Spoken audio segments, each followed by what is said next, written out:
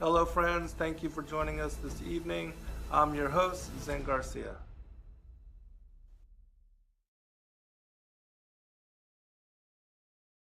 Welcome, everybody, and thank you always for joining us in another live broadcast. And deeply honored, and it's a great privilege to be able to do this work and to share fellowship with you in this manner. We're joined again this evening by Tim Schwab of God Culture, and always looking forward to his research and presentation. They're doing so many things over there, it's hard to even keep up. Tim, how are you My doing, head brother? spins. I'm good, man. How are you? Yeah, I'm good too. Yeah, I can imagine. Head's still spinning. You guys create more content and put out, I mean, just really superior work too.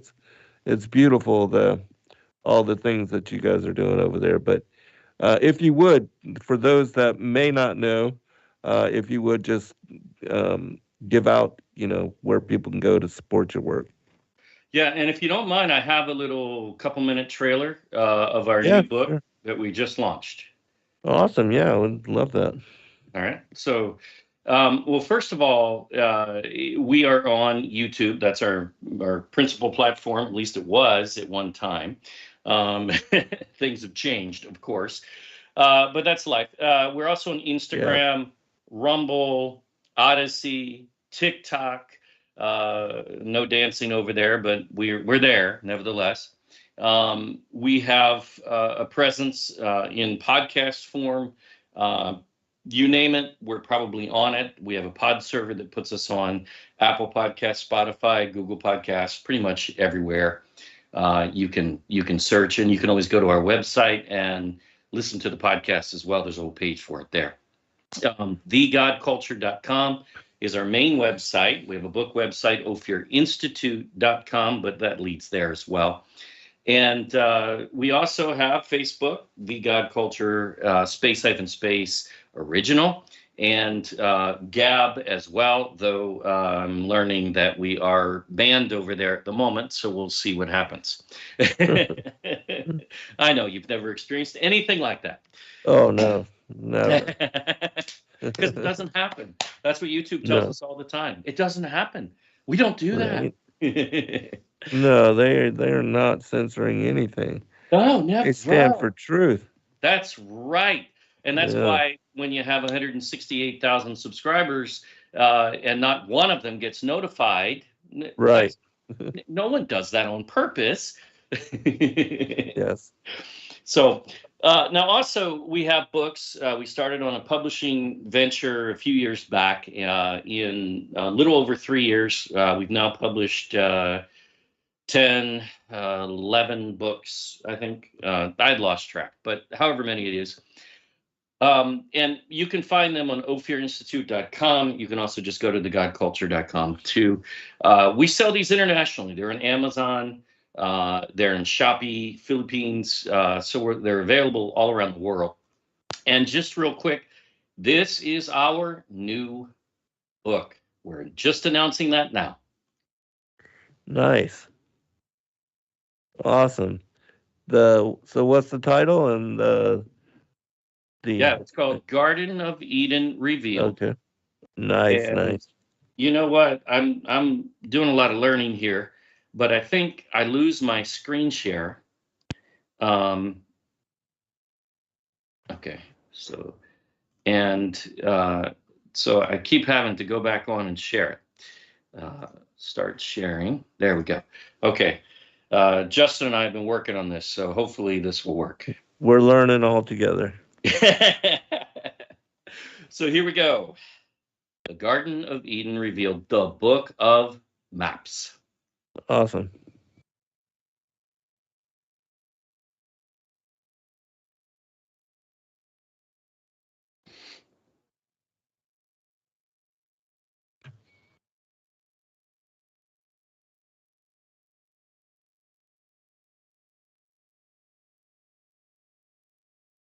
Yeah, No? it's beautiful, but Okay. there's no sound. Wow. Um, hmm. Yeah, I don't know on that, so we'll skip it. So anyway, so our latest book, Garden of Eden Revealed. It is looks beautiful.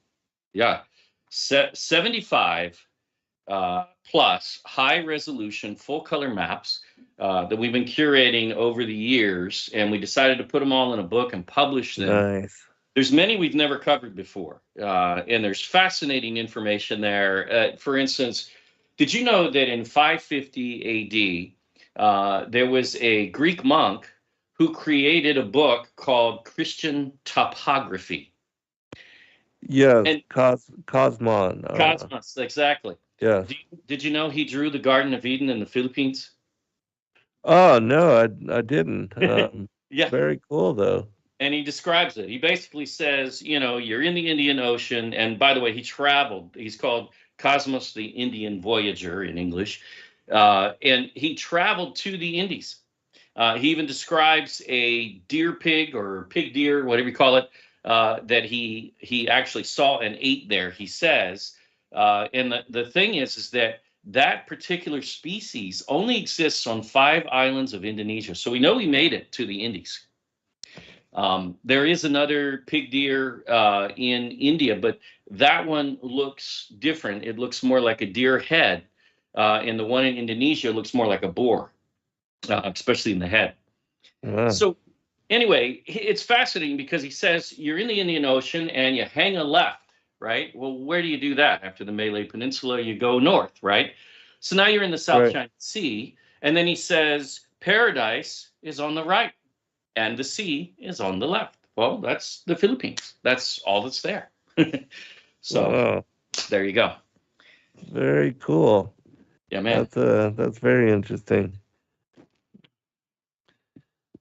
So this is available now worldwide. Actually, already it was last I looked. It was #1 hottest new release on Amazon Nice. for our category.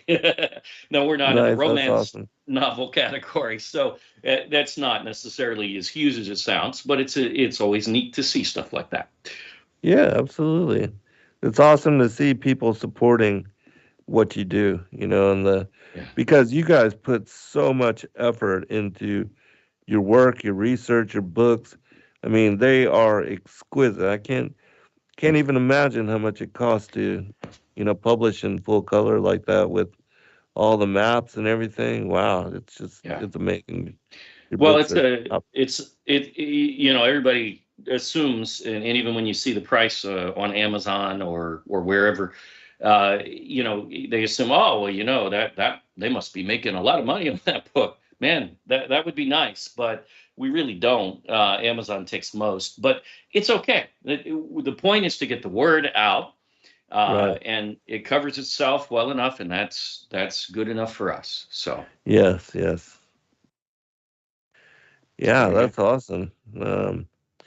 I'm definitely looking forward to getting into the research and examining some of the content. But I wanted to ask you before we did so, just what your feelings are on, the state of the world, current events, how things are where you are on the ground.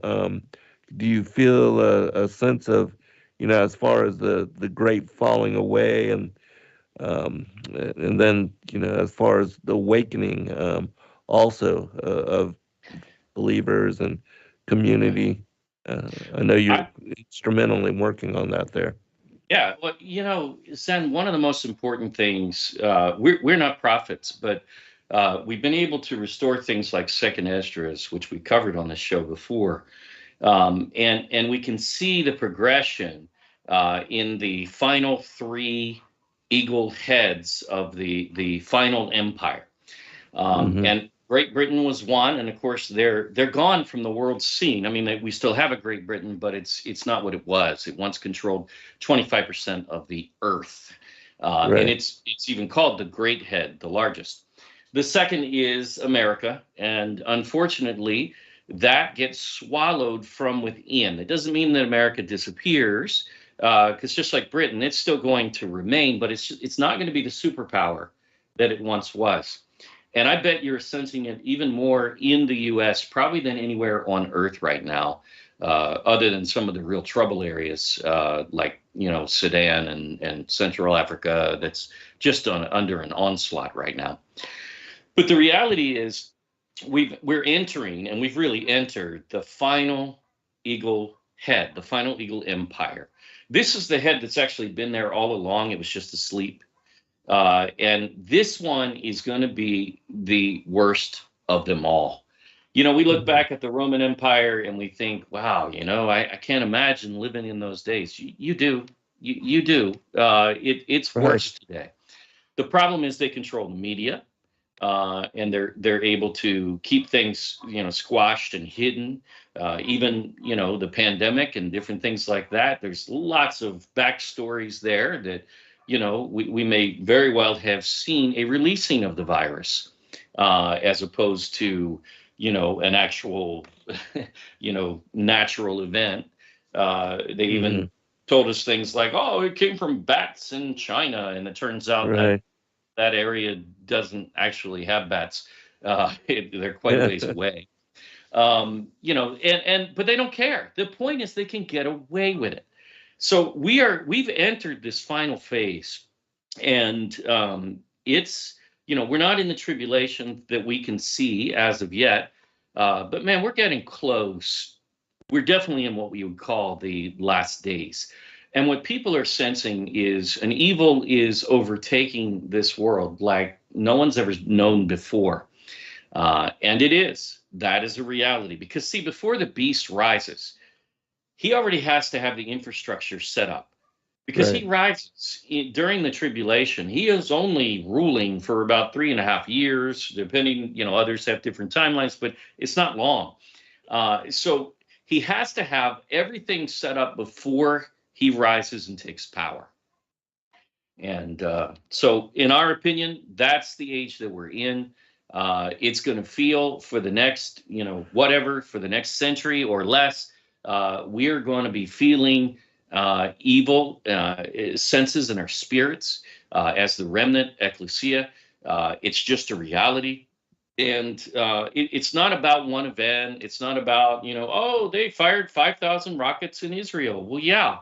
And 5,000 rockets only killed 18 people, which, you mourn all death, definitely.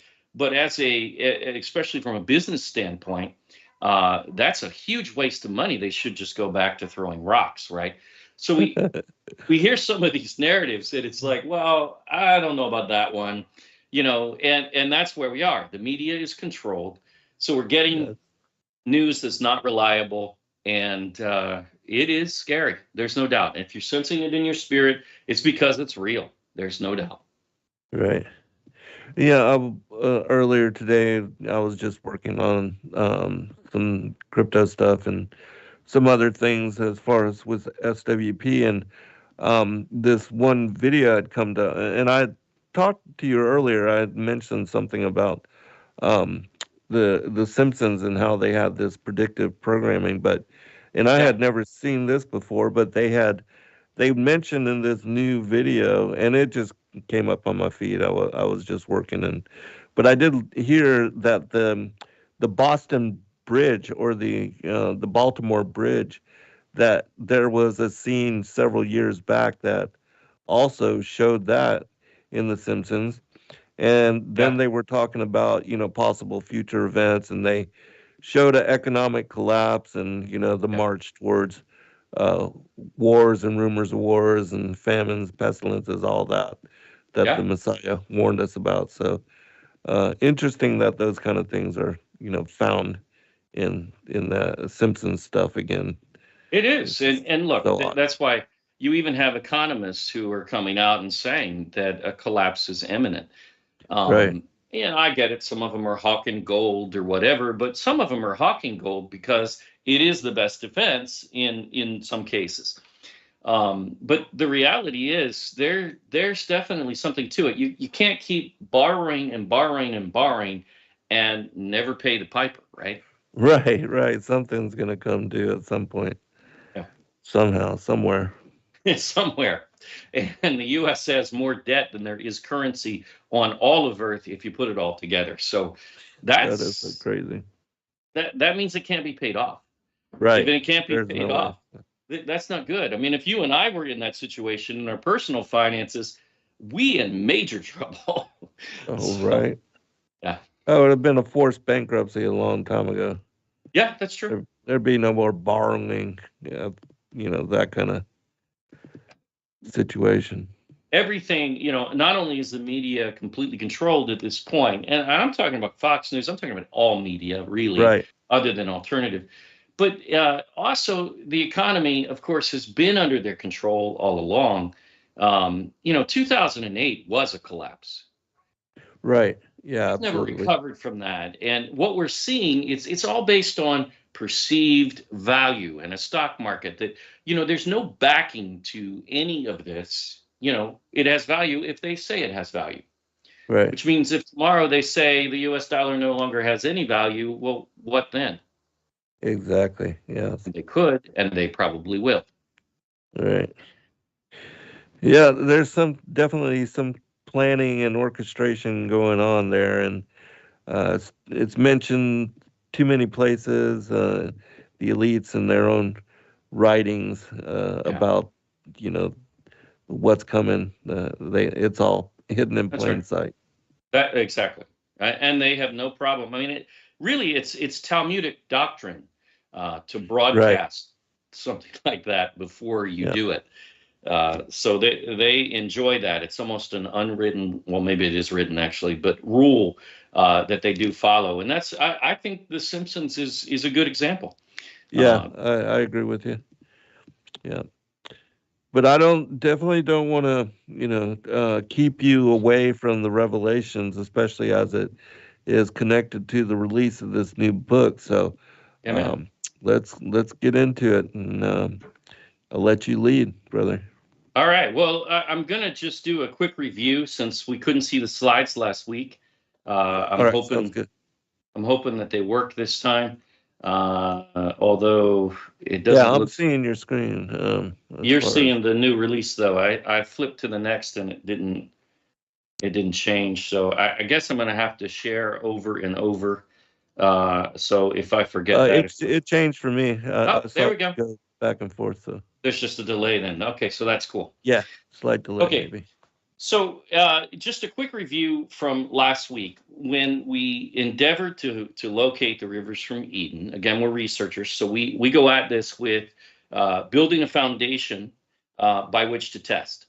And the number one foundation for the rivers from Eden, and what's missed in most of Bible scholarship, is there was no rainfall in Genesis 2:5. Therefore, there still wasn't in Genesis 2:10.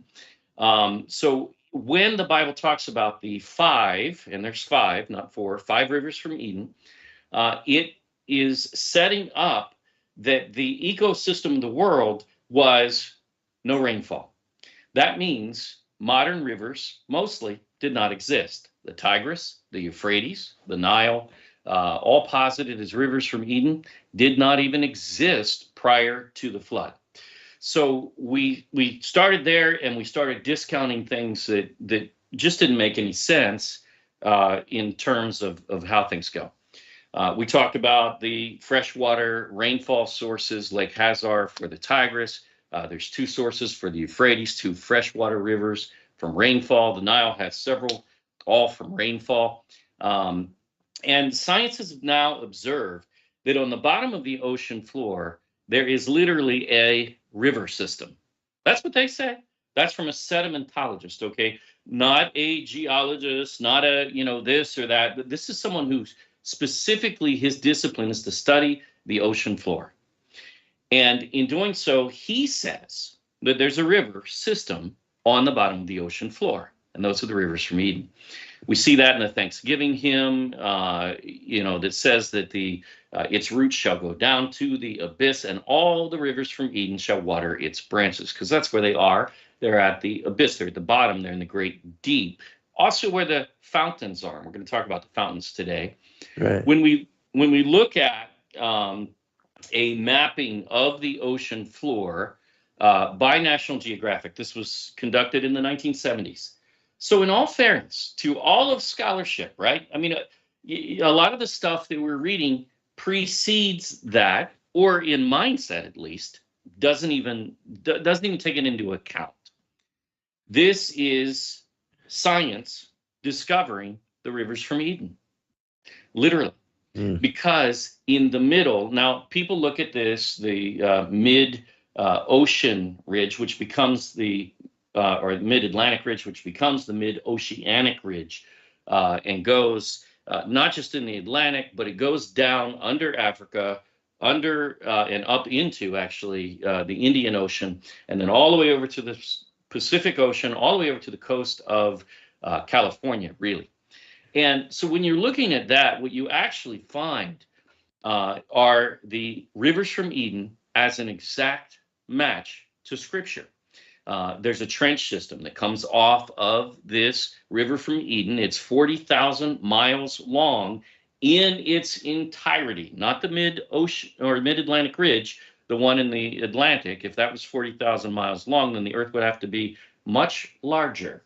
Right.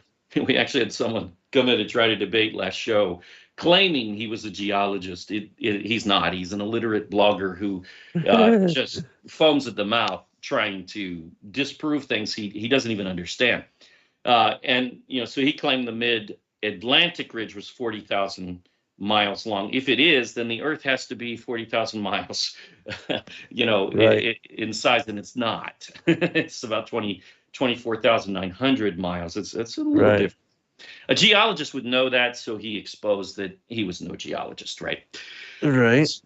Now, we covered Job 28:4, correcting the Hebrew, the flood breaketh out from the inhabitant. So what was the source of the flood? Well, first was the fountains. All the fountains of the great deep exploded really into space. I mean, this is an event that is so overwhelming in thought, it's hard to even wrap our heads around.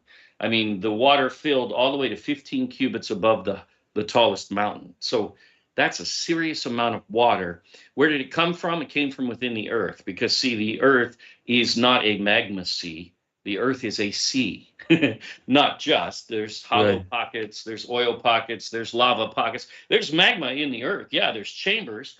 And in fact, because of the compression, because it's in an enclosed chamber, that's how they explode. Because if it's just a big magma sea within the Earth, that doesn't quite work out scientifically. Right. The volcanoes would explode like that. It would be able to release its pressure inside. So then it says that these rivers, okay, because that's the word Nahar, flood is Nahar, river. So these rivers, the inhabitants are the fountains of the great deep. And then it says, even the waters forgotten of the foot. So these are forgotten. These are forgotten because they're buried under the ocean floor. And we did not even see them until the 1970s. And even now, hardly any exploration has occurred down there. We know hardly anything about the ocean today. Really lacking. And we have lots of theories out there. Many focus on space, which is fine. But wow, we really should be thinking about how badly they're trashing the entire ocean narrative. They don't understand it. They're claiming that, tides are caused by the moon, right? At least a major factor. And yet, if that were the case, then why are there so many lakes, large lakes, in fact? I'm talking about the Great Lakes, which are fed by the ocean, but lakes, and they don't have tides. The moon doesn't pull on those. If it pulls on water, it should pull on all water, and it doesn't work, right? Okay, so then it says they are, and it says in English, they're dried up, which is a horrible translation. The word actually means brought low. That's what it means. So they're brought low because they're on the bottom of the ocean floor. They're gone away from men. I mean, that's fine because that's actually true as well, but gone away from men is no way to interpret Nuah. Nuah is very specifically to shake, to wander, to totter, to stagger. This is where 80% of all the seismic activity on all of Earth exists, in the mid-oceanic ridge worldwide and the trench system that really comes off of it. That's at 80%. So that's a huge deal that many have forgotten. And there's an article in that we shared last time. Job 28 goes on to say, and a river went, or this is Genesis 2:10. And a river went out of Eden to water the garden, and from thence it parted and became into four heads. Now, many think that that means the four heads have to all be the same point that they start at, but rivers don't typically work that way, right? So the Bible doesn't say that they parted in the same spot, right? So we're looking for something that we really shouldn't even be looking for. It's another false narrative and paradigm that keeps us in a box. So again, we set stuff like that aside and we just test it for what it says. So it became into four heads. So you have one river that becomes four is five rivers, right? Not four. Mm-hmm. And most theories, I think just about every that we've seen, try to only account for four rivers and forget that there's a source river. It has to be a river. It can't be a geyser. It can't be snow caps. Nahar in Hebrew. It can't be rain because there was no rain. I mean, Right. we've heard it all. And none of them fit. It has to be a river. And all of these are rivers, all five. So it can't be a spring in Israel. Right? I mean, a Right. spring is not a river, not in Hebrew, not in any language really. And that particular spring, well, it has no source river. These rivers, by the way, they have the fountains of the great deep within, which means minerals, salt is being introduced into these rivers even before the flood, which means they were salt water. Okay. Mm. So it can't be a freshwater, spring. That just never, ever works. So Mhm. we had another channel actually go on and create a whole video about how Daniel couldn't breathe on the bottom of the ocean floor and how nuts we are for saying this. And these are screenshots of what they were covering. And as they were covering it, you actually find they were ridiculing us and saying, "Oh, see, look, here's the definition. Where does it say underground springs for Nahar?" And the reality is it's right there on their screen. This is their screen. That's a screenshot right there. And it says Job 28:11 underground springs. So, yeah.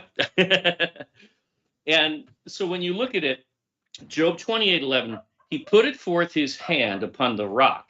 He overturneth the mountains by the roots. He cutteth out rivers among the rocks, and his eye seeth every precious thing. He bindeth the floods, that's Nahar, river, from overflowing, and the thing that is hid bringeth he forth to light.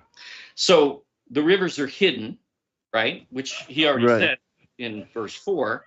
They're forgotten of the foot. They've been brought low. They're at the bottom of the ocean floor. And we see that again, even in science. We see it in Sirach 26. It's actually in several scriptures. But here it tells you how they were even created. On the third day of creation, Elohim cut out channels, cut out rivers. And that is the rivers from Eden, which means they're in the bottom of the ocean. They're not up here, right? In modern rivers that have been created by rainfall. Right. Yeah, I think this is a really huge secret, and that when people can embrace it and actually consider that the water levels were different in ancient times, That's that right. it would help make so much sense of what we see with regard to the archaeology and the geology and what you had mentioned with regard to how the world had been mostly uh, land at one point and now it's Sure. mostly ocean. Right. Or I mean, not all the way land, but was It's 1/7. right. So about 15% was water. Six Mhm. sevenths was dry land before the flood, according to Second Esdras, chapter 6, verse 42 through 52. It repeats that 3 times. Yeah, very important Yeah, yeah. So because it and can when explain so much. yeah, and when we found that, we were ecstatic because we figured that's where things were heading all along. It seems Right. that Genesis is saying that, but we didn't have support for it in Scripture. And then we found Second Esdras, and it's like, wow, it puts a percentage on there. Yes, 15% right, to 70%. That's a big difference between the antediluvian world and what we have today. right. Absolutely. And to find a scriptural confirmation is just beautiful the way the Most High Absolutely. works. So, yeah, Absolutely. And that's absolutely. important. We search hard for that. Right, We also find in Jubilees, is there water within the earth? Well, Jubilee says during the creation account that the waters retired from off the face of the earth into one place outside of the firmament. The firmament really, in this context would be, the earth crust. And so there's water inside of the earth. And that's, of course, it has to be because it came from inside of the earth in Genesis. When you read right, chapter 7 and 8 and the whole flood account, it's very clear the waters came from inside of the earth and above the firmament, two right, places. And the reason we have a world ocean today is because these waters retire again into the earth, right? But because the windows of heaven also opened and poured, that is the water that is retained and created what we call the world ocean today. I got a question for you. With regard to the fountains of the deep and Oh, yeah. how they exploded up. I wanted to see if you had seen the video that recently had come out about rivers that are flooding out from the Sahara Desert, and they're like, in a place where there was never any rainfall for a very long time, Yeah. and locals are showing geysers Yeah. exploding up out of the ground and pouring forth Right. rivers in that area. Well, imagine before the flood again. What's the cosmology? Not just a flat round disk, but the way that the Earth worked is the water system was 5 mega rivers around the entire Earth. By the way, even the Greeks say that. The Greeks call it Oceanus, and it's a Right. worldwide river. Yes. That's the same thing. Yes. Hmm. We've covered that in multiple videos as well. But the reality is these fountains of the great deep are similar to the mist that came up from the earth, right? Right. So likely that's what we're seeing. Right. Yeah. So kind of a return to some of these things, which shouldn't be a surprise. I mean, we see geysers, and when you look at a geyser and its mechanism, there's a lot of similarities between that and what are called the fountains of the great deep. Hmm. The fountains of the great deep. I want to go into those a little bit today. So I want to cover that and actually show a video, and we can find them also on the bottom of the ocean floor. And principally, they're inside of the rivers from Eden, exactly where Job said they were. All right. Well, anytime you want to get into it, Yeah, man. yeah, let's do it. Okay, so the end result, we test each of the rivers, and we test each of the trench systems around those areas, and we find those are a match to Scripture 100%. Essentially, this is our mapping, just kind of a rough drawing, but you can see that the rivers from Eden, essentially, you have the river from Eden flows out of the North Pole, essentially. They say 300 miles south of it, but that's pretty Right. much the same thing. And that is we call it the mid-Atlantic ridge, but it continues. It's the mid-oceanic ridge, and it continues around the world. That whole red, river there is the river from Eden, all the way to the coast of California. Then starts the Pisan River, which goes up the coast to Alaska, over to Russia, down to Japan, and then it splits and matches Scripture.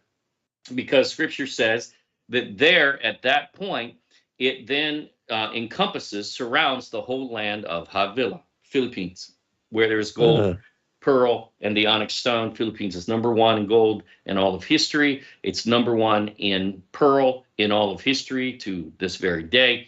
And it's number one in the very strongest onyx and marble stone on all of Earth, comes from Romblon, Philippines. So, it's really amazing, looking at the images and seeing how they fit, precisely with what you're talking about with the study from National Geographic and the contours, the topography, and once you remove all the oceans and the water, it's clear. It's absolutely clear. It really is. So very cool. And the reality is there really only 4 points at which they come together. Right. As far as the ridge system meets the trench system in exactly 4 places, which would be the 4 heads, and they exactly fit what Genesis is saying.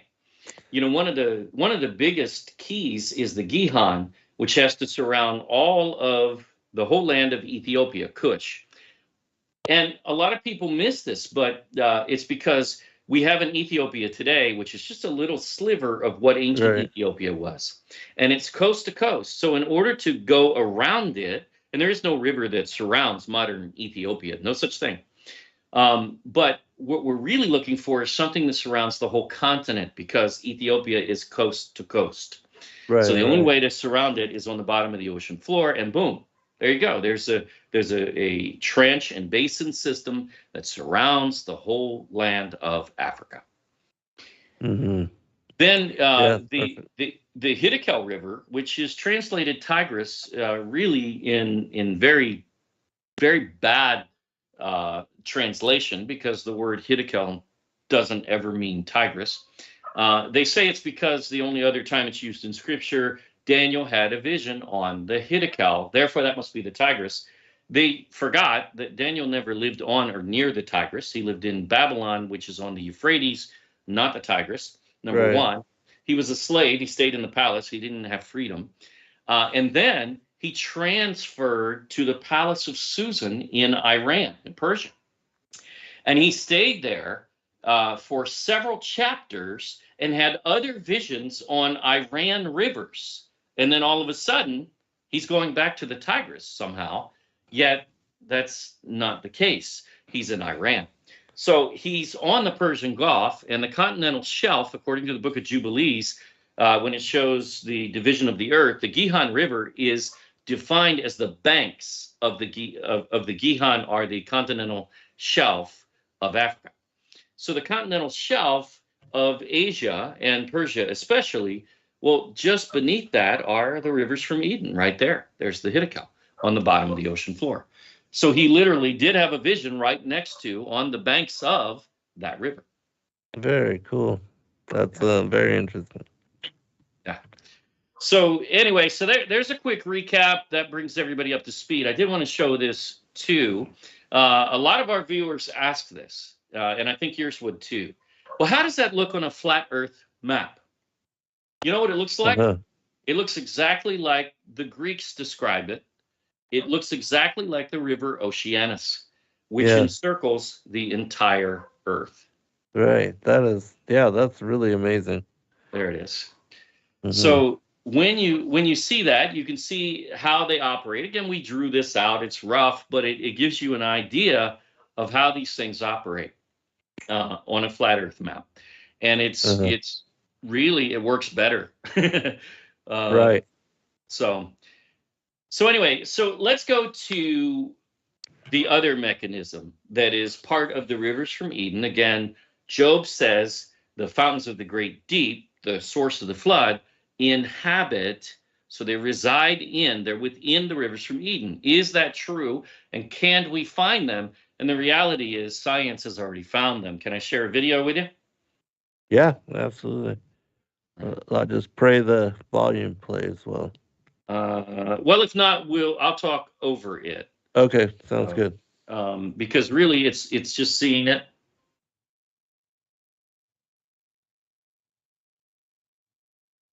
Are you hearing that? No. No sound? Yeah, if you would just give an overview. But very interesting. Wow. So so I guess videos aren't working, but let's go. There's a way to make them work. I just don't know how to. Here's a picture. When I've done it too, it doesn't have the audio. Yeah. So this is it's video footage as well. You can see the fountains of the great deep. where they call them black smokers and white smokers, basically. These are on the bottom of the ocean floor. And what they've now found is there's an entire ecosystem on the bottom of the ocean floor that no one even knew existed. I mean, it is just mind blowing.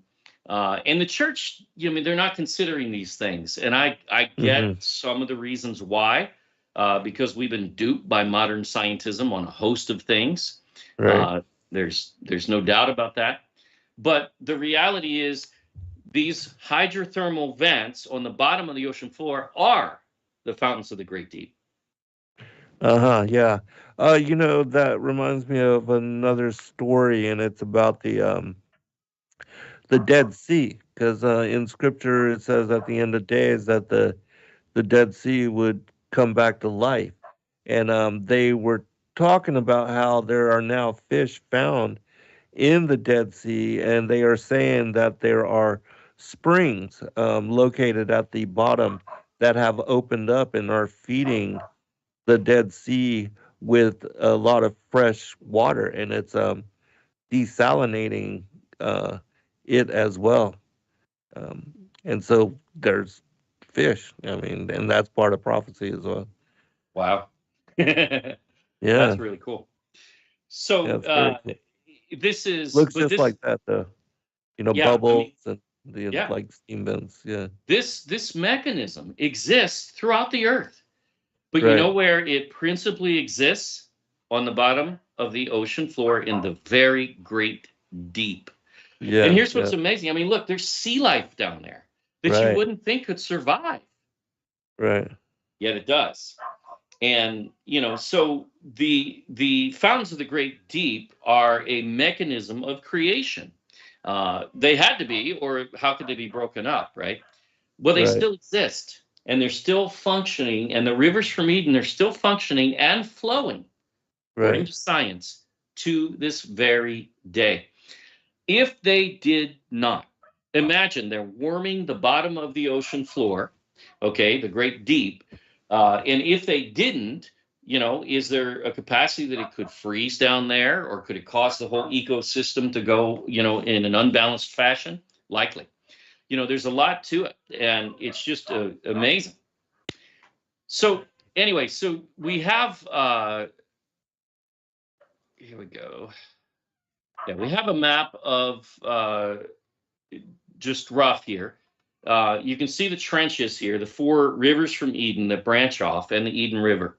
The average depth of the Eden River is 1.5 miles, right? So that's pretty deep. And the mm-hmm, average depth of the rivers from Eden is 1.9 to 2.5 miles. In other words, it flows downhill. mm-hmm, Water in it, it flows downhill. Even right, the oceans, when you look at them, the Arctic Ocean is the more shallow. It's deeper to go into the Atlantic. It's deeper to go into the Indian, and it's the yeah, best to go into the Pacific. yes, okay, yeah, that makes complete sense. So it Yeah, literally flows downhill all around the Earth. that is Uh, very cool. and you can imagine some of the reports of the Pison River, which is really at the end of the system, which is where the garden is watered. It was such a crushing amount of force. The rabbis describe it, not even knowing what they're talking about. It. They call it the river Samba Tayon. They claim that the lost tribes, some of them migrated there from Assyria, but they don't know where it is. And you know what? You wouldn't unless you were a Filipino, because Filipinos know that samba means praise in Tagalog, and tayon means let us praise. So Oh, cool. literally, it's a river with a Tagalog name, and the rabbis talk about it over and over and over and over, and they have no clue where it is. They just know that lost tribes went there. Very cool. Yeah, Another confirming witness. Just more exactly. and more. Well, so the hydrothermal vents, when you take a map of where they're actually located, you find that they're located. We just did an overlay here, and they're literally located within the rivers from Eden, mostly around the whole Earth. There are geysers Right. elsewhere, but even in Iceland, have you ever noticed that Iceland has the mid-ocean ridge actually runs right through Iceland? I mean, Did not, but that's very cool because there's a lot of hydrothermal going on there. Yeah, it That's their actually dominant it's energy source. right, exactly, Yeah. exactly. And so you have the fountains of the great deep that are further to the surface there, where we can actually see them. And this is fascinating, though. There's a they call it a national park that runs right through, and it's a continuation of the mid Atlantic ridge. It goes right through Iceland. So Wow. what we have is we have the ridge has been filled in those portions so that we Uh-huh. can actually see what the ridge looks like, from a perspective above ground, what's above ground Wow. today. Yeah, that's amazing. So That's there's a very picture cool. on screen. And so that is, and also because some say, oh, but the mid Atlantic ridge ends at Iceland. No, it doesn't. It goes right through it. There it is. So you can see this goes all the way through the whole island. So Very cool. Yeah, I'm gonna have to definitely examine that, take a look at it, especially now that you've made this presentation. And it definitely makes me want to put some focus on this and check out, your discoveries. now here's what's cool. When you get to Revelation, there's this dynamic there in the end. The sun and the moon and the stars disappear, which is kind of something to really fathom. But also, so does the ocean. Revelation 21:1 says there will be no more sea. Right, So we don't need water anymore? What's the deal? No, it will be a right. return to the rivers from Eden, which will be restored in, the new heaven and new earth. Mm-hmm. So we're going to return there again. Why? Because these are part of the Garden of Eden. Uh-huh. It's all one system. This is the whole purpose of this, according to Genesis 2, is to water the garden. Right. And that's what it does. But it waters it at the end of the whole system. So now Genesis 1:10 even says, and God called Elohim, called the dry land earth, and gathered together of the waters, called he seas, right? And this is one of the biggest things we hear. Is they always meant seas were created. So the ocean was created in Genesis 1. No, it wasn't. That word seas is yam in Hebrew, right? It is actually a very general term. It just means a large body of water. It is not specific to the ocean. In fact, the Nile River is called the Nile Yam, and that's a river. That's not a sea, right? The Dead Sea isn't even a sea. We still call it a sea, and yet it's Uh-huh. not.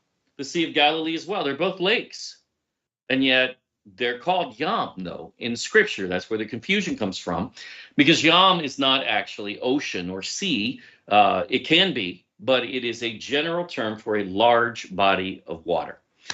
So it doesn't have to. Even the basin in the temple court was called Yam. Well, that's not an ocean, right? So Right. Psalm 33:7. He gathered the waters of the sea together as an heap. It's talking about creation. He layeth up the depth in storehouses. Okay, so the depth is mentioned. Even the abysses are mentioned in Genesis 1:2. All of that is there. The abysses were created. They are a creation. And Jubilees makes that clear, by the way. It says that he created the abysses. And the whole account of creation starts to really become clearer when you take the second witness of Genesis and apply it and compare it. You start to realize, oh, that's how we should have read Genesis all this time. So Psalm 24:1 and 2, David wrote, "The earth is the Lord's, Yahuwah's, and the fullness thereof, the world, and they that dwell therein. For he hath founded it upon the seas," right?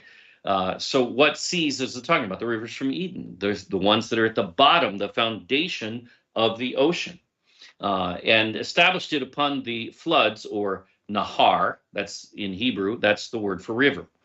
So upon the rivers. So the whole ocean is established upon the rivers from Eden, and that reigns true to this day. Did you know the entire circulation of the ocean to this day follows the rivers from Eden?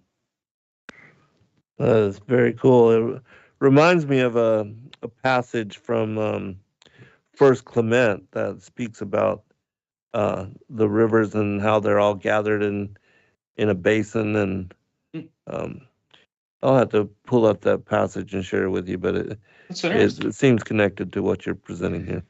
And Sirach has a passage as well that talks about the rivers from Eden by name, even, Mm, and basically identifies the same thing. They're on the bottom of the ocean floor, which has really always been the accurate mindset.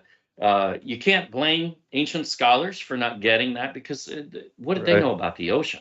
They didn't even know what was in the bottom of the ocean. We just learned that in the 1970s. So, right.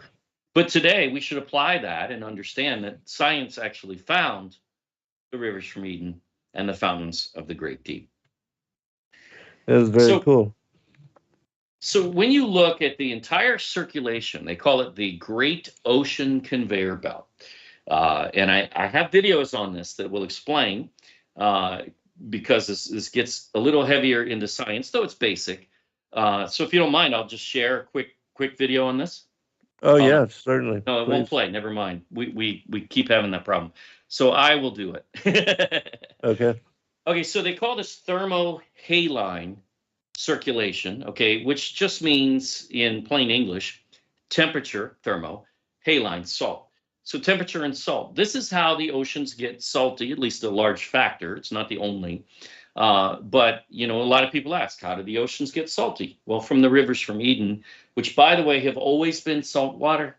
So we don't look for fresh water, to try to be the rivers from Eden. It would never work. So, and why temperature? Well, because they warm the bottom of the ocean floor, but they're Mm, still moving to this day. Because here you go, there's Iceland. When you look at the start, what they call the starting point in science is all the way up in Iceland. And then you can see the circulation, you can follow it down, and you see the blue. Okay, so that's the bottom of the ocean floor, the blue there. And the yellow is the surface currents where it goes up. Now, what happens there at that point? It's actually the very largest waterfall on all of Earth, far larger than anything that we have on land.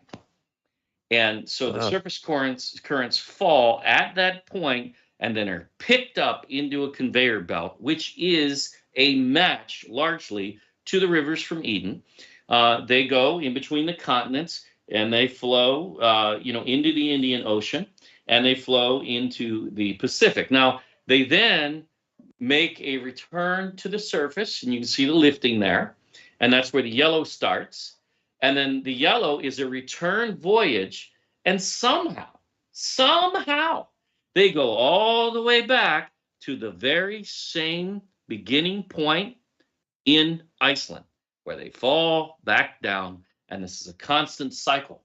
But where did this start?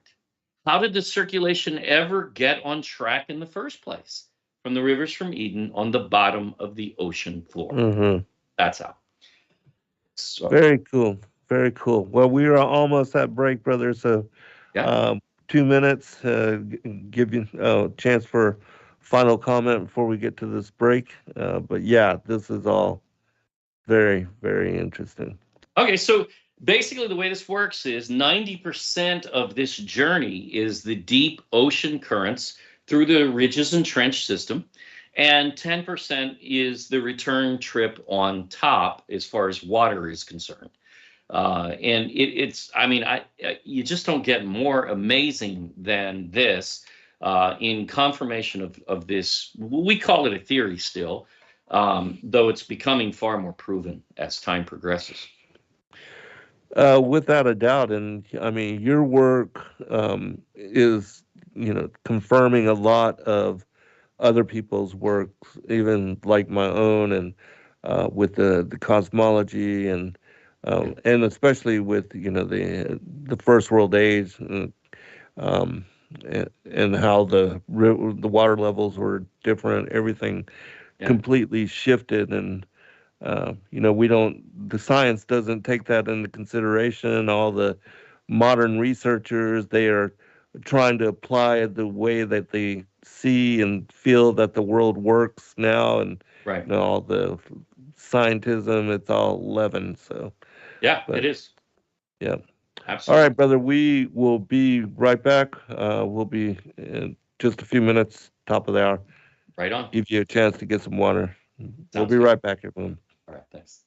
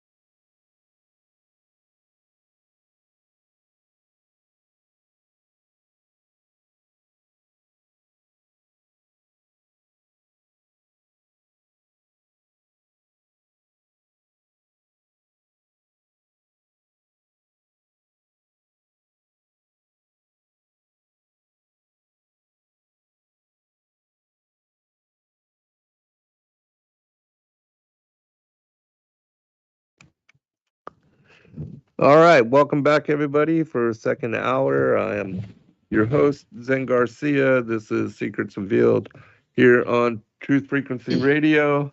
I'm joined this evening by Tim Schwab of The God Culture. We are talking about his new book release, The Rivers of Eden, which is amazing information. And I know a lot of people are excited to get it and check it out. I myself am very excited to look at all the maps and to see all the illustrations. All right, but let me turn it back over to you, brother. Cool. Well, let's cover a little bit of science. Since I can't show the videos, I do have some of their quotes in articles and magazines. Here's from Nature magazine. These giant currents, talking about the bottom of the ocean floor, transport so much heat around the globe that they play a critical role in shaping the Earth's climate. Only now are scientists piecing together the parts of the ocean circulation puzzle at low and intermediate depths. So they're just starting to understand. What are they doing? They're finding the rivers from Eden and how they operate. That's what they're doing. Uh-huh. Oceanographers call these deep sea currents collectively the thermohaline circulation, thermo meaning heat, haline meaning saltiness. Heat and salt change the density of water. Imagine that. So the density of water is changing there, introducing salt, introducing temperature, and still flowing at the bottom of the ocean floor. Vast currents like giant rivers flow throughout the seas, driven by differences in temperature and salt concentration. For instance, the Gulf Stream discharges around 30 million tons of water every second, compared with just 1 million for all of the world's rivers combined. Wow. This is a mega system. The comparison to any modern river, which could never fit these, is just amazing. Myriad underwater rivers crisscross the ocean floor, some many thousands of kilometers long. Yeah, they're the rivers from Eden. This is what they're talking about. You know, you see this time and time again in scientific article after scientific article. They just don't realize, and they don't even try to apply this as the rivers from Eden. They don't even get it. Right. That's what they're finding. Now, what we also know is these fountains of the great deep, just like the rivers from Eden, are still there. Second Esdras 4:7 actually says that the springs are in the beginning of the deep, and there's also springs, by the way, above the firmament. Yeah, imagine that. Yeah, exactly. Not that exists, of course, but anyway, but it also says that they'll be there in the end times, because Second Esdras says that in the end times they will be made to stand still. Well, that means they were functioning up until the end times. How about that? Right. So Esdras confirming that. Also, some say, oh, the Garden of Eden's not even there. It was destroyed by the flood. It went to another plane of existence, which is Kabbalah, really, in origin. And the reality is, Scripture says it is still there. Scripture not only says the tree of life was planted in the midst of the garden. We know that at least 2 terrible angels were put at the entrance to guard it, cherubim, which are not the cherubs with the arrows, the babies with the arrows. They are the most terrible of angels, and you don't want to encounter one, especially not one that's guarding the tree of life. No one's getting into the garden, but we do know that the land above it is full of resources such as gold, pearl, and the onyx stone. Mm-hmm. But Revelation 2:7, 22:2, and 22:14 are all invoking that the Garden of Eden will be reopened on the day of judgment and will have access to the tree of life. See, that's why Adam and Eve would have lived forever. They were eating of the tree of life. There's a mechanism there. The fruit of the tree of life is the component for eternal life. Right. Exactly. Yeah, we get new glorified bodies, but even so, it's because we'll be eating of the tree of life that we will live eternally after the day of judgment. And why, if Adam and Eve continued to eat of the tree of life, is why they couldn't be in the garden anymore. If they continued to, then they would continue forever in that sin state. And that would be disaster, Yahuwah said. Yes, yes. Yes, and that's why they were removed. And that's right. Cherubim put into place. And that's also, the mission of the Messiah was to come and redeem us, rectify the fall, and restore us to our first estate. So right on. Yeah. We also know that this knowledge is not, first of all, it's not new. This is the ancient knowledge restored. We find it the first week of creation in Genesis 2:10 and Jubilees 2:7. We then find it in Job in 2300 BC or so, or whenever he wrote. There's question on that, but most think that he wrote before Moses, if nothing else. By the way, it's a big question to us, and we haven't been able to connect it in research yet, but just a thought. Who was Job? Nobody knows who Job was. And yet you see Ophir, Sheba, Ophir, Havilah, and their youngest brother was named Jobab. Is that Right. Job? Don't know. Can't prove it yet, but is something that we have had some of the guys are working on in research. Who knows? Then in 1700 BC, Moses, of course, published this, but it was documented by the angel of the presence, probably Michael, the archangel, who kept scripture and keeps scripture in heaven. That's where it's preserved, by the way, not here on earth. Right. In 200, yeah, about 200, 100 BC, somewhere in there, Sirach, the wisdom of Sirach, was written by both Sirach himself and his son. Actually 3 generations. So it was written over a century. They record the same thing. There's rivers from Eden and on the bottom of the ocean floor still. In the 1st century, John knew their location because he talks about them being restored and the ocean going away. Science still knows to this very day. So this is not a mystery at all. And even when you go to ancient Havilah, and I'll show you some maps here. So if you go to ancient Havilah is actually recorded on some maps. It's in Latin. It's Evelath. That's Havilah. Same thing. In fact, if you read the Latin version of the Bible, instead of saying Havilah in Genesis 2, it says Evelath. That's the Latin of the same word. And that's where we get Eve, Evelath, Eve, because Evelath or Havilah is Eve's name. It's actually her curse of childbirth, labor and childbirth is what it means. So this is the land where Adam and Eve lived. This is where the generations, when Enoch is describing a land he calls Duodein, where the righteous generations dwelled, really from Adam to Noah up until the flood. That's all one land, and that's located. It's not just located on maps, but Genesis 2 and Jubilees and all of these things, second Esdras, they all lead to the same place. But they knew this for 6,000 years. It's not news. It's not news. It's been lost knowledge over the last at least 300 years or so.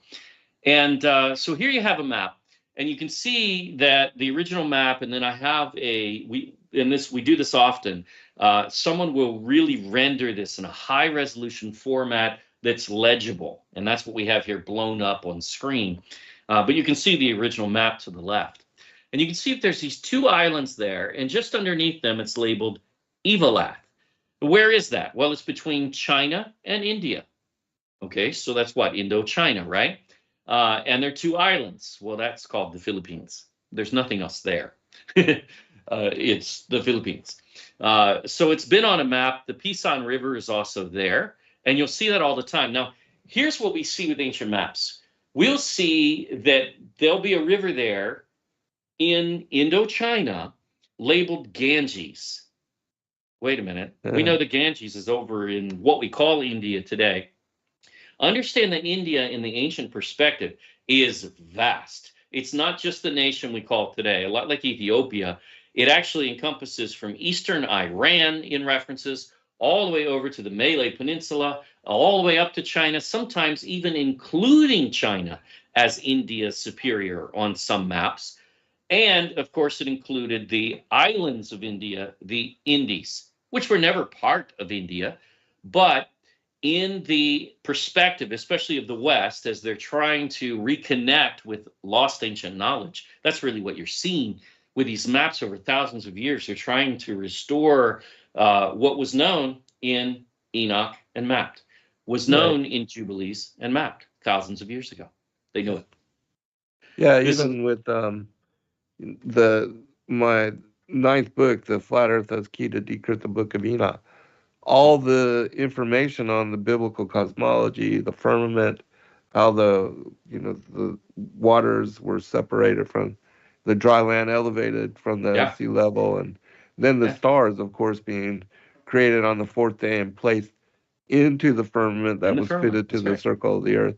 All that has been preserved and encoded and recorded in the Book of Enoch. And since our embrace of heliocentrism and the Copernican model, we lost all this knowledge. So really, That's right. the pouring out of the Spirit upon all flesh in these last times, in my belief, is a return to ancient knowledge and wisdom, That's and that we exactly are right. relearning, regaining insight into, That's right. the ancient traditions. Yeah. Well, and some people, Zen, they get turned off because this is not easy to restore, and so they'll see one channel or author or whomever that kind of takes one route and another takes another route and another takes another route, and then they look at that and they say, oh, it's just too confusing. And the reality is, it's increasing knowledge. We need to understand Exactly. it. So none of us knows everything, and we're all just trying to put it together and seek the truth. And that's why we always say, Absolutely. prove all things. Because if we don't in this age, we will be deceived. Deceived. Exactly. The dark ages aren't over. We are still deeply, especially as Bible translation is concerned, we are deeply in the dark ages. Yes, absolutely. I agree. I Now, here's agree. another map that also mentions Evilath Havilah. It's right there on the map. And there you go. We have the blow up of it there. You can see it, though, to the left is the original map. That is, look at the structure there. That's the Garden of Eden. And the Garden of Eden is what? Enclosed. See, the ancients knew that the garden was enclosed within the earth. It's not up here. It's not on the surface. It's enclosed. Enoch saw it inside the earth when he was in his journey in the inner earth. So, but once again, same thing here. You can see Taprobana. Now, some want to try to argue because Taprobane is positioned sometimes in ancient maps, it's Sri Lanka. Sometimes it's Sumatra. Pliny the Elder is the one who actually explains it best.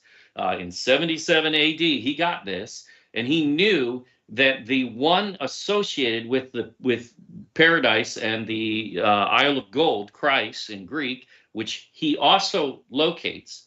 Pliny very specifically starts in China, by the way. I don't have that map today. Actually, that's not a map. It's just written directions. But we do cover this in the book. And Pliny is in Ceres, China. Okay, that's the name for China and the people of China. So he's somewhere in China, and it's in North China, because he then comes down and he goes on a journey down the coast by boat. Not him himself, but whomever he's sharing the legend from. And they pass 3 major rivers, right? So the Yellow River, the Yangtze River, and then they come down to a third river that he mentions, which comes all the way down to Indochina. And we call it the Mekong River today. And in China, I think it's Langsang or something like that. And he calls it the Latos River, which also is similar to Laos, which is also right there. The Mekong River runs right through it. So now you're in Indochina, okay? So he's hugging the coast. Imagine an ancient sailor. They're going to hug the coast. Okay, so they're going to go down the coast from China, past 3 rivers. Now, he says they cross a bay. What bay? The South China Sea. They're crossed into the islands of the Philippines. And that is the location of Christ, the land of gold. So Pliny knew in 77 AD exactly where this was, even though he may not have completely had the geography down. And by the way, he was a geographer. He's not just a thinker, or an historian. He was a geographer, so he knew. So anyway, so this map shows us very clearly one of the biggest maps that we have in the book, and this is going to blow your mind. Did you know that Columbus created a map? I just recently heard that, and I forget what.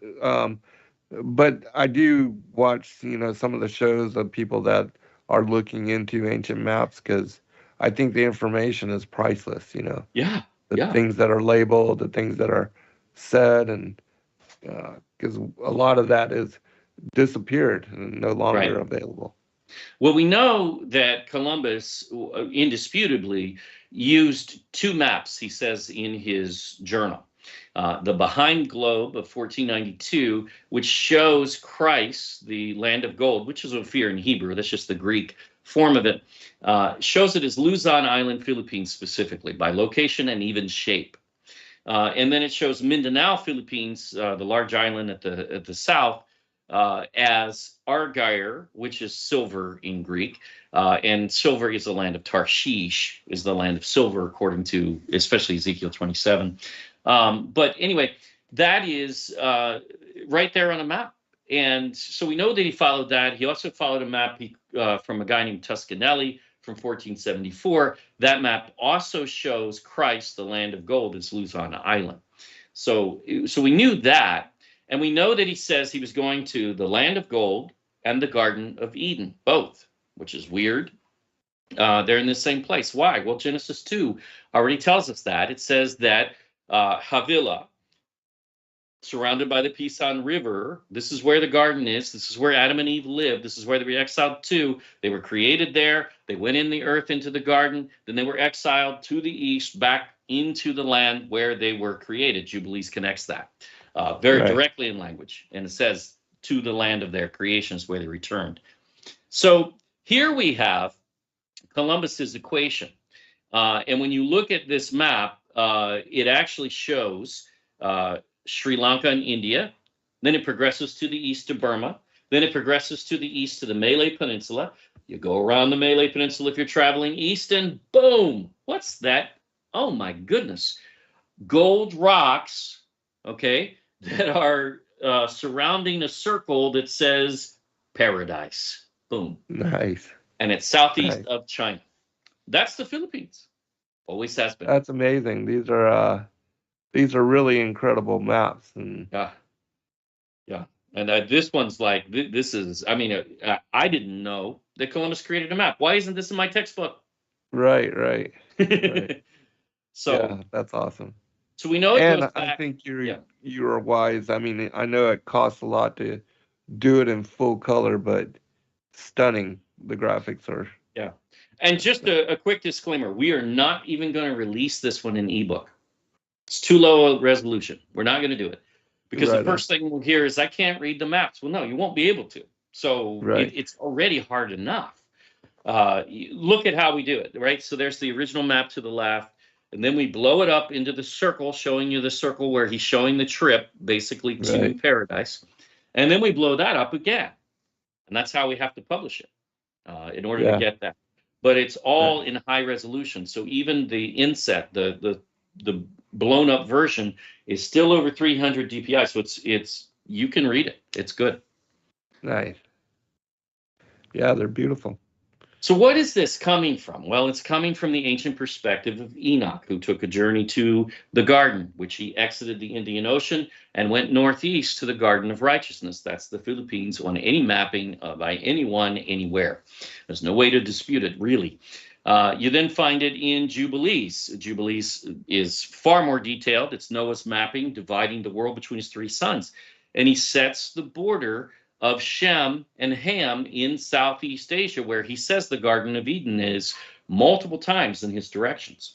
And then there it is. It's just north of this border that he draws at all the mountains of fire, which is Gunung Gunung Api in Javanese. Gunung Gunung is mountains, Api is fire, mountains of fire. Noah named those mountains, and Noah split that island of Borneo into two nations, even way back then. And by the way, Sabah, Malaysia, many will even say still belongs to the Philippines in ownership to this day, but if nothing else, in ancient times was indisputably part of the Philippines. Very, very cool.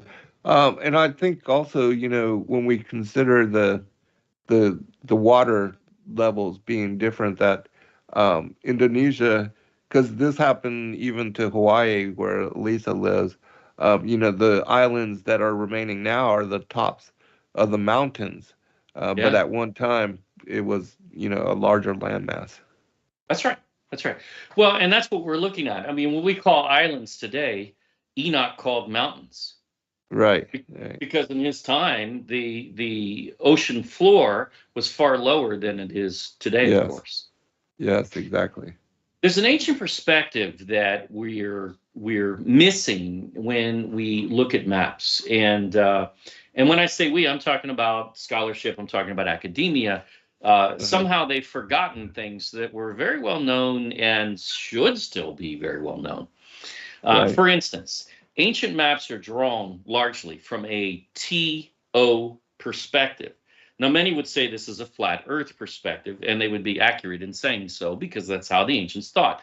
I know there are pocket groups who did not believe in a flat Earth. Yes, that's true, but they're pocket groups. Generally, the world believed in, this model. And this is how they drew maps. And this is why they're trying to discount, a lot of ancient maps that show us where the Garden of Eden is. And also they're not reading them, so they don't understand. So here's how you read this. You can see the T, is the rivers. The Tana River is Tina in the Book of Jubilees. And it is the Don and Volga rivers in Russia, just so you know. And Noah actually uses that as a border and boundary, which tells you that he begins at the North Pole because he's heading south from there to Russia. And he defined the divide between Europe and Asia by the River Tina way back then. He's the one that split Russia into two continents. And in all fairness, they're not supposed to be in Asia because Russia's actually supposed to just be Europe. The entire Asian side was taken from Shem. It's Japheth taking over Shem. Then you have the Shem. Nile. He got shafted a lot. Yeah, man. But Shem, of course, was the more righteous of the three, and he was, of course, Noah's favorite for that reason. Yeah. And Noah rejoiced that Shem received the Garden of Eden, Mount Sinai, and Mount Zion, all in his territory. Nice. So, okay, so the way you read this map, and this is a teaching model, put together in 1888, but they knew this then. This is how you read ancient maps. And without this understanding, you'll never understand them. Okay, so you have the O is the river Oceanus, which is what? The rivers from Eden. It's the ocean today, but that's what it is. It's the rivers from Eden. And I showed you the flat Earth map. That's actually fairly consistent. Yeah. Now, notice at the top there, paradise, the Garden of Eden. That used to be on maps for thousands of years. They took it off sometime between, basically the Renaissance is when they started attacking the ancient model in every way. And they took it off maps. Well, that doesn't mean it disappeared. It's still there. Just because, especially the British took it off maps because they couldn't find it. Well, you're not going to find the Garden of Eden itself because it's enclosed within the earth. So no one's ever going to produce video footage of the garden. You're not going in. If anything, maybe you get two terrible angels chopping your head off, but that'd be about it.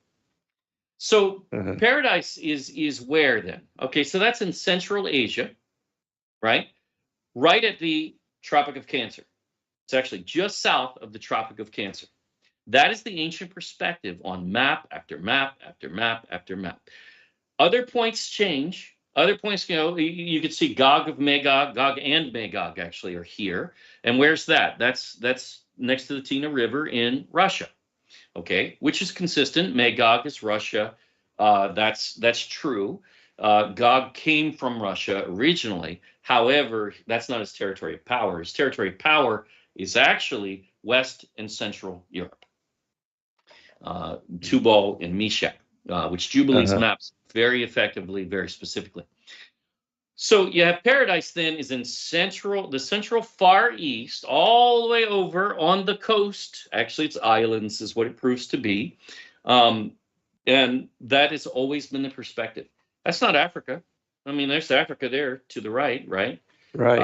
That no garden there. Not in the ancient perspective. Not in the Bible perspective. It's interesting that they call it the Mare Magnum. Yeah. Now, that is the Mediterranean. Okay. That's what that is. And of course, these are Europeans typically that were drawing a lot of these maps. But I want to make this very clear. African cartographers, credible, the best and most famous African cartographers, draw the Garden of Eden in the Far East, not in Africa. That has never been credible. It must be in Shem's territory on his southeastern border.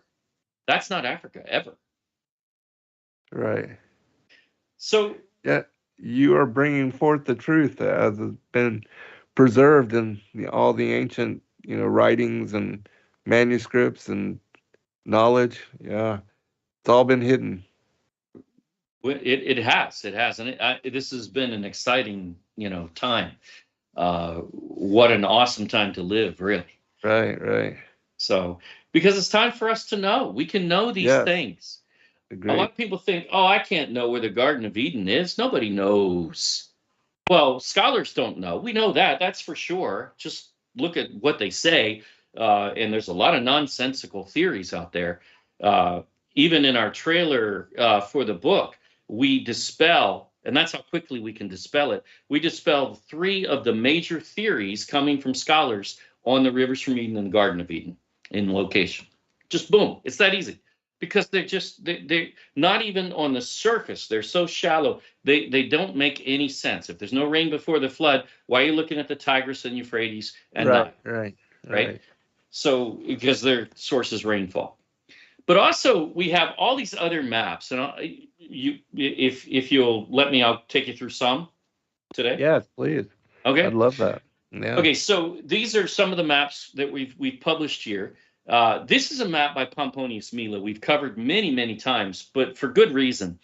Pomponius Mela says in his writing, okay, and that's what his is. Ancient directions are written directions, and cartographers map them usually later, centuries later in many cases.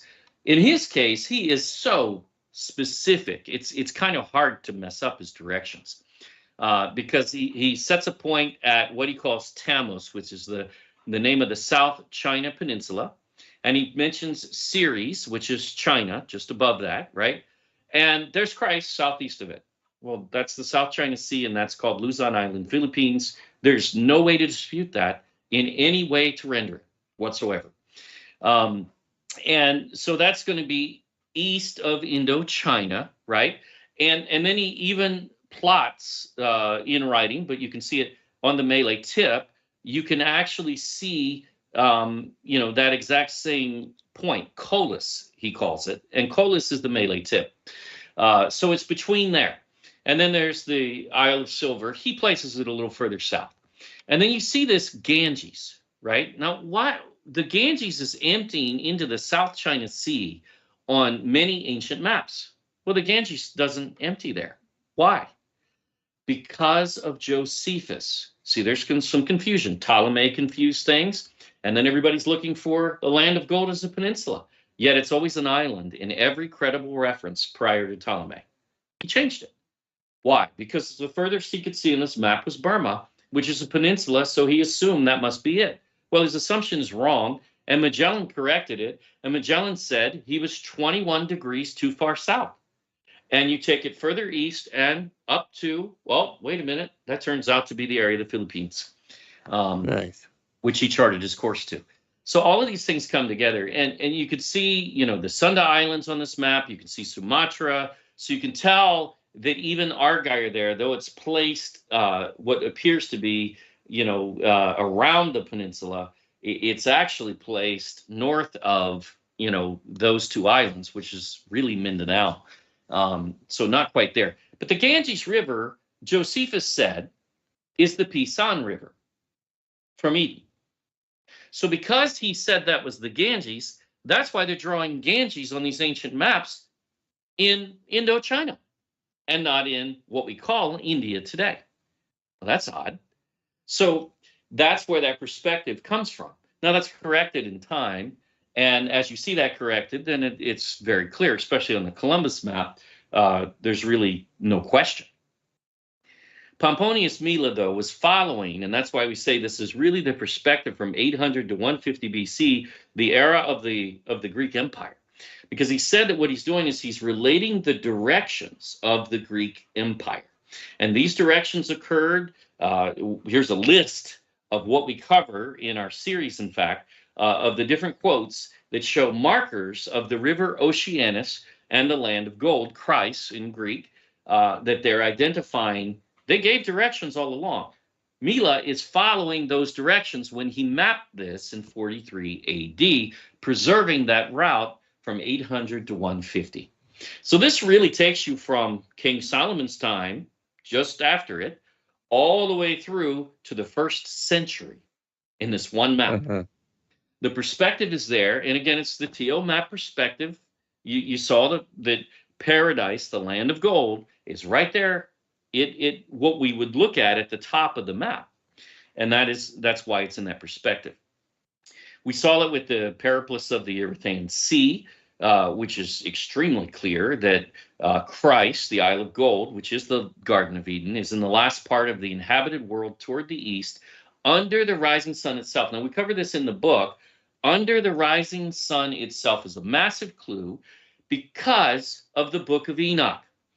Enoch defines that the sun has a beginning point from creation and on Abib 1 every year. It starts at a certain place of the earth in the far east. And that position is not Japan, which is calling itself the land of the rising sun. There's nothing wrong with that because as far as China is concerned, which is where the name comes from, it is where the sun rises in China's perspective. There's no problem with that. That's fine. But they are not the land of the rising sun. Here's how we know. Enoch describes that the sun begins, Abib 1, it's very hottest, where it will be, coming over on all of Earth. That point, it should be its hottest month. Japan isn't hot in Abib, which is March, April. Not yet. It's spring. It's becoming spring, but it's still cool in comparison. Its hottest months, just like much of the northern U.S., pretty much the same. It's going to be July, August. However, did you know the hottest month of the year in the Philippines is not July, not August? It's March, April. Wow. How about that? And it is positioned in the point of where that gate is, where the first rising is. I think it's the 4th gate. Yeah. And so it's positioned at that exact point. We chart it in our book of Enoch with the different charts, and you can see it.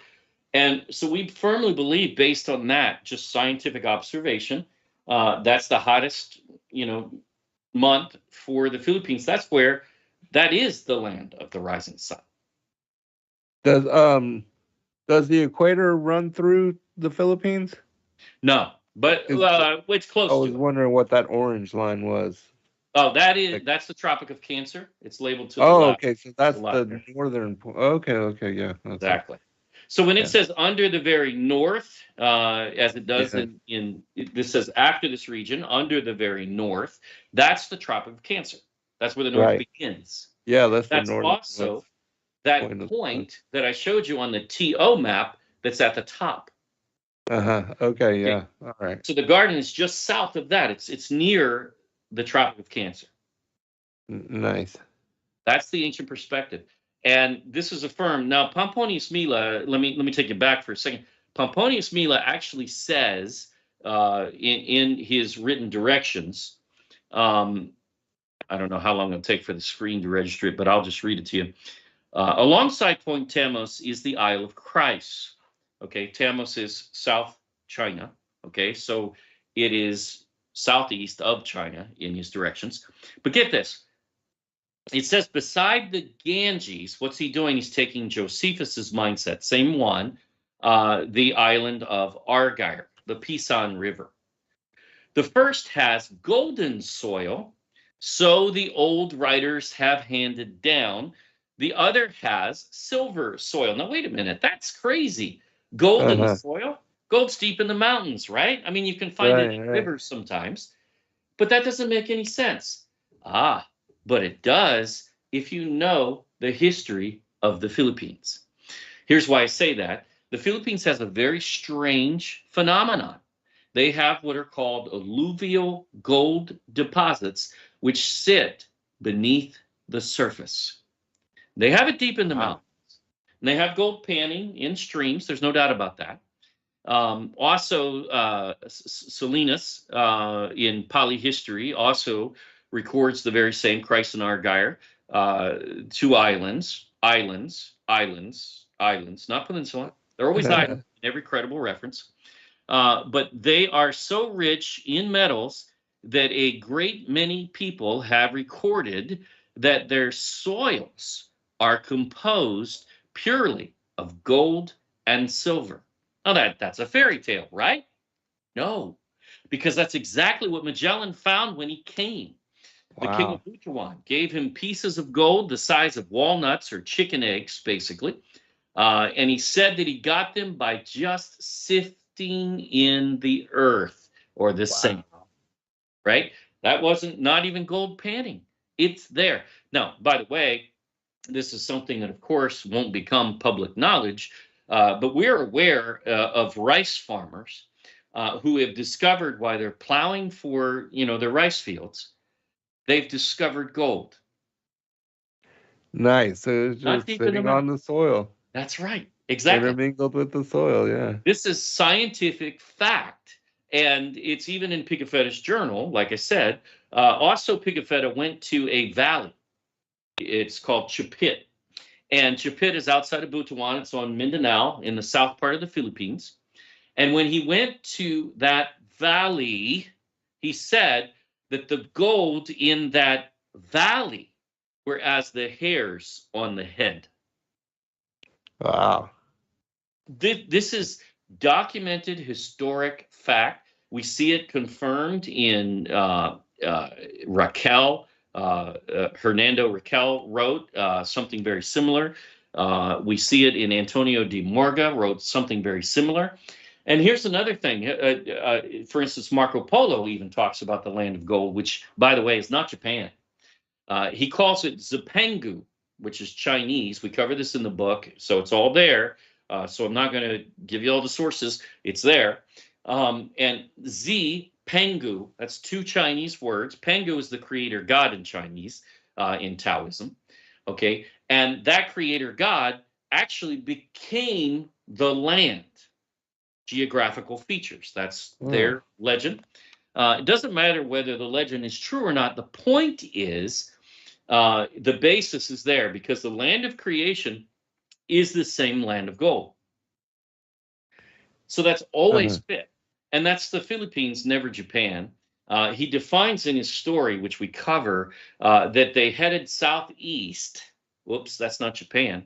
From basically Canton in that area of China. Marco Polo didn't actually go there. He shares the directions from the Great Khan. And so he's defining very clearly the Philippines. And that's why we find maps, and we show several of them in the book. We find several maps that shows the Pengu in the Philippines, not in Japan. Yeah, that's amazing. It seems like you are finding multiple confirming witnesses, and for the scriptures to declare, out of the mouths of two or three witnesses shall the truth be established. This is very important. Even one of the books that publishes Marco Polo's journey in the 1700s still actually rendered a map, and on that map, Luzon Island is the Pengu, not Japan. It's the Philippines. It always was, always has been. In fact, you can go into deeper testing, and they talk about their journey and the prevailing winds, and they say that their return trip from this area was in June. That's what they would plan. Okay, June. Okay, the prevailing winds, if you're a sailor in ancient times especially, the prevailing winds, and we even document this from a Muslim sailor who took a trip to the Philippines, and the prevailing winds northeast took him to China. However, if you follow the prevailing winds in June from Japan, especially sailing in an ancient vessel, you end up in Korea, not even in China. Whoops. So there are many things like that as you test it really deeply, it all makes perfect sense. And then we find oral legends in the Philippines where the character reaches down and picks up gold, from the ground or from the shallows of the rivers. So we know that is an ancient concept. It's not anything new. Right. So anyway, these are actually confirming Job once again. Right. Because Job 22:24 says, "Then shalt thou lay up gold as dust, and the gold of Ophir as the stones of the brooks. See, the gold of Ophir derived from gold panning in the brooks and dust on the ground, nuggets laying on the ground. This is ancient legend that has always been true, and actually is factual scientifically. Yeah. Well, again, you are confirming the scriptures and finding the scientific evidence that science didn't even know was confirming the scriptures, and you are unraveling and putting that together, and lo and behold, they confirm each other. How about that? They really do, and it's amazing that history, actually, real history, does confirm the Bible. Yes, We can and believe real it. science. Yeah, exactly. Agreed. So then you go to Magellan, right? And I don't know why, but the British completely ignored that Magellan ever even lived. They don't certainly have his data. Their mappings, they completely missed the maps that he used, which show Christ as Luzon Island, Philippines, and Argyre as Mindanao, Philippines. So that was never really a question in that time. And the British walked knowledge back 1,000 years. Starting in at least 1625, they started committing propaganda that we know of. But here's what Magellan says.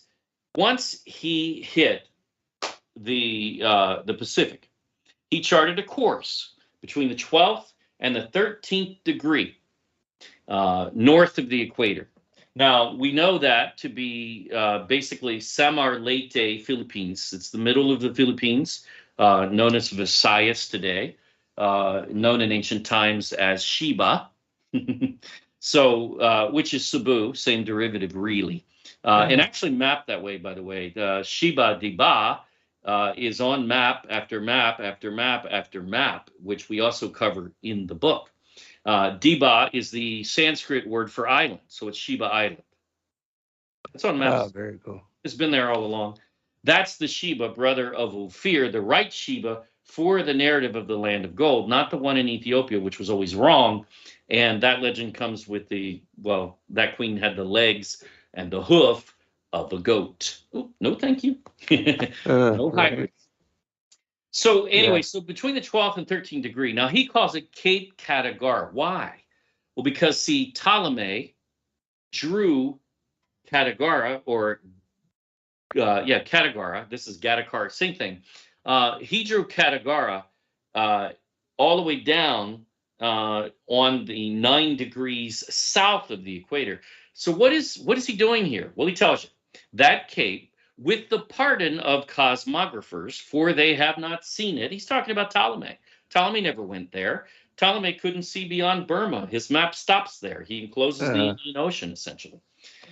Is not found where it is imagined. Okay, so the British are still down there looking.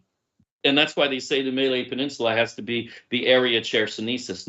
No, it's not, because there is no area Chersonesus. There's area island, Gold Island. They're always islands. In all credible history, Ptolemy messed up. He still did pretty good, though. And here you can see on screen, this is what he does. So it's not found where it imagined, but to the north in 12 degrees or thereabouts. So between the 12th and 13th degree north of the equator, again, that's Visayas, the central Philippines, is where Magellan moved everything to. And the map he uses does exactly that, the behind globe of 1492. Now we can see that on a Ptolemy map. Maps. Yeah, we can see that, and we cover this in the book too. We go into this perspective. But if you take a map of Ptolemy and then correct it to what Magellan said, this is what you get as soon as it renders on the screen. You actually can see that Catagara, here we go. Okay, so you can see Catagara on the map in the bottom right. Okay, and then you can see Yabadiba, which is not Java in any sense. That's nonsense. And Sabadiba, right there in Ptolemy, Saba Sheba. It's the same word in Hebrew. And it's actually going to be mapped later as Sheba Diba or Siba Diba. or Sabadiba, all of them. And again, Diba is island in Sanskrit, so it's Saba, Siba, Shiba, island. But they're actually in Visayas because Magellan corrected them. They're not there. You got to go 21 to 22 degrees north of that and further to the east, of course. And he knew that because Magellan sailed around that area for Portugal first before he returned, via the western route for Spain. So basically what he's doing is he's taking the area of Chersonesus, it's actually Luzon Island, and Sabadiba, Yabadiba, Catagara, all of these names are really Visayas Philippines, Central Philippines. If you take that whole square and you move it up, Maniola is also there in that square, which is Maniola, Manila. Is that really that hard to connect? Right. Yeah. But again, that's Ptolemy was throwing these things on a map. At the end of his map, he ran out of map. He didn't know about the islands of the Far East. He just knew of their legends. But mapping wise, he didn't get it yet, which is okay. You can also see Subsolanus there. In the upper right, Subsolanus is where the east wind blows, and that is where the sun rises. And notice, again, it's too far to the south, but that's always over there near the Philippines. And you can see that in map after map. We cover that in the book as well. So the perspective is there. Magellan corrected it. Columbus corrected it as well. And we've had this record all along. They were looking for paradise. They were looking for the land of gold for thousands of years. And they finally found it. And then as soon as they found it, it didn't take the British, but maybe 50 plus years, less than a century, to start to pay propagandists like Samuel Purchas, who they paid £100, which is a fortune in that day, to write a book that then, when you read the book, wait a minute, where's Magellan in the book? Where's the Portuguese data? The Portuguese controlled that area in that time. Why aren't they mentioned? Why isn't Columbus mentioned, who did this research? No, he never made it there, but he did the research. He knew, gone, missing. He walks knowledge back 1,000 years in propaganda, and this is how they hid the land of gold and the Garden of Eden, which then began to disappear from maps. Yeah, they always, the whole heliocentric system and the way that they, it's part of the educational system. They teach this in colleges and the same thing, all this stuff that, as far as scientism and evolution and all that, everything that is being taught in schools is basically propaganda. It has no basis in reality. That's so true, Zen. So true. Yeah. It's a shame because, people are, because I don't know, education has increased in cost fivefold at least over the last couple of decades. Right. And for what? What are they giving in value? They're leading our kids to the occult. Right. You graduate college, you should get a certificate that says, "Welcome to the occult." Exactly. Because that's what you've been taught. You are now an initiate. Exactly. Those practices. Yeah.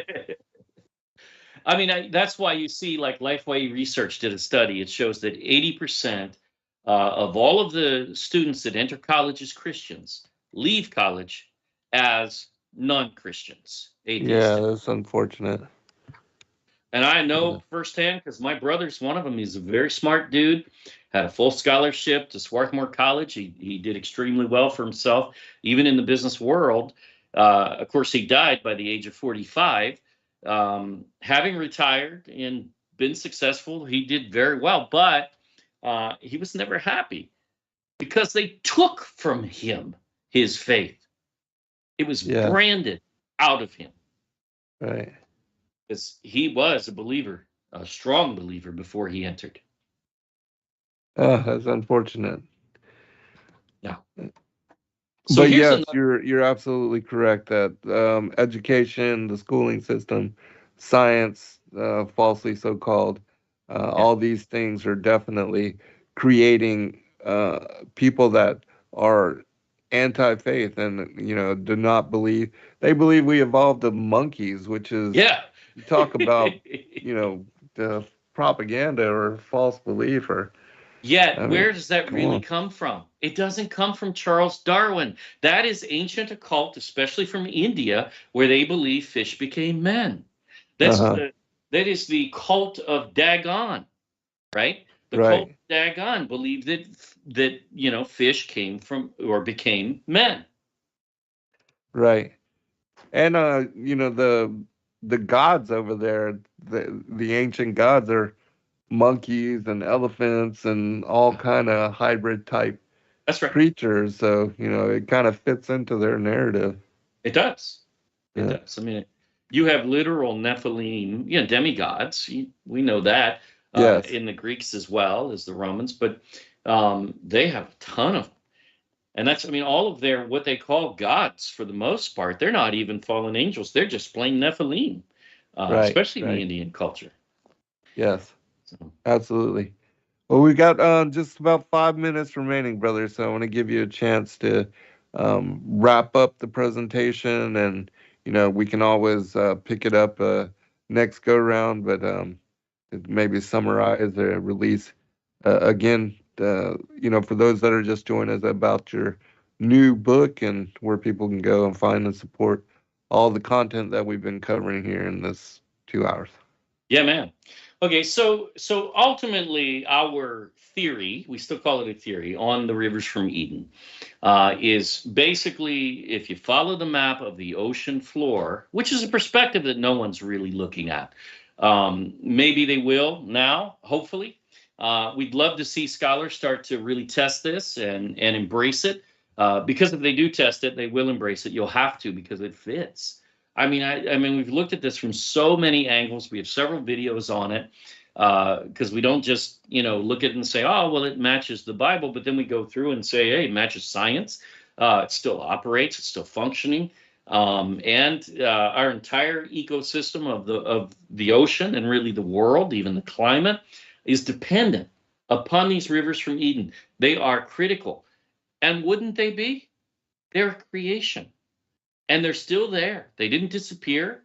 No, they don't function like they did quite before the flood, and there are areas where they're filled in, which is well documented in science as really flood sediment and also rivers dumping into them that are on the coast. You don't see that as much with the mid-ocean ridge because it's in the middle of the ocean, but still, if you want to find whole societies of Nephilim and pre-flood man, that's where you'll look and we've explored zero, not any of it.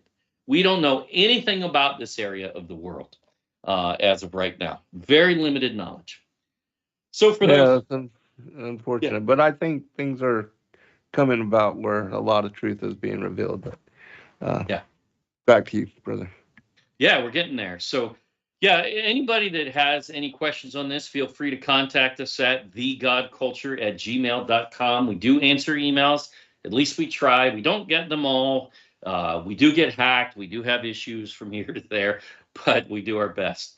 Our platforms are on screen right now, so you can find us on any of those, or just go to our website, thegodculture.com, and it'll lead you to all of the different resources as well as our books. We have 11 books now, 10 are on screen. And then, of course, our latest book, Garden of Eden Revealed, the Book of Maps.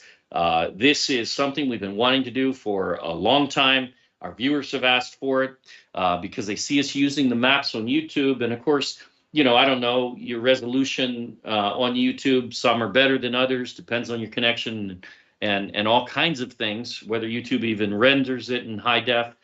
We upload it that way, but we can't control anything from there. But the reality is now you can see them in high resolution, in full color, and you can have your copy. There it is. Yeah, it looks great. Everything that, as far as what we've seen this evening and looking at all the ancient maps and your summary and the work that you put together, the scriptures with all this ancient knowledge, fantastic, brother. I applaud you. Awesome. You did a wonderful job, and no denying anybody that gets the information, reads the book, even the presentation that you brought forth tonight, without a doubt, multiple confirming witnesses to the truth of what you've presented. So we thank you again, man. Awesome. Thank you. Yeah, we're looking forward already to the time that we get together again. I'm sure that you will continue to lead us in new insight and new discernment, and for that we are greatly appreciative. Awesome. Well, we appreciate you bringing us on and giving us another platform to share. And we love your viewers. They ask great questions. Many of them have come over and asked questions here too, and we appreciate that. And we're just thankful for you and your ministry. And we pray for your health, man. I hope you're recovering Thank well you, and doing good. So I really appreciate that, and thank you everybody again for joining us this evening and for coming in and fellowshipping with us and listening to the incredible research and all the discoveries that Tim has brought forth. Please do go and check out his books and his work and his videos. They are deserving of all of the fellowship and all of your support. So thank you again, brother. Good night, everybody. Thank you. See you tomorrow. Be blessed see you all. soon. All right. Shalom.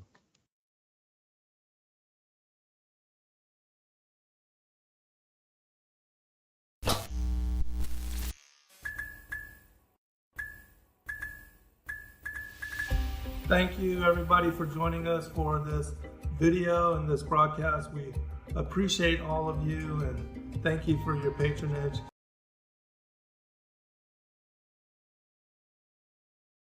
Please, God bless all of you in your seeking.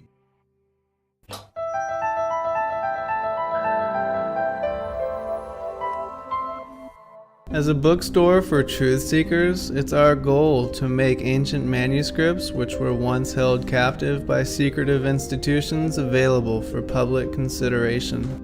In our generation, where wisdom has increased as Daniel the prophet foretold, we have access to many of the testimonies our early church brethren were persecuted for preserving. After being hidden for centuries, these manuscripts have been leaked from various sources throughout the earth, and it's our goal to gather these sources into printable form to make available for all who seek the ancient way.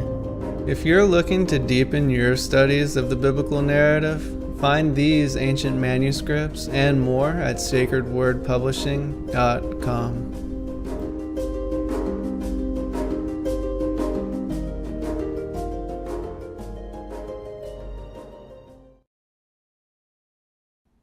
Your partnership with Sacred Word Publishing goes further than the publishing of ancient manuscripts and weekly video content.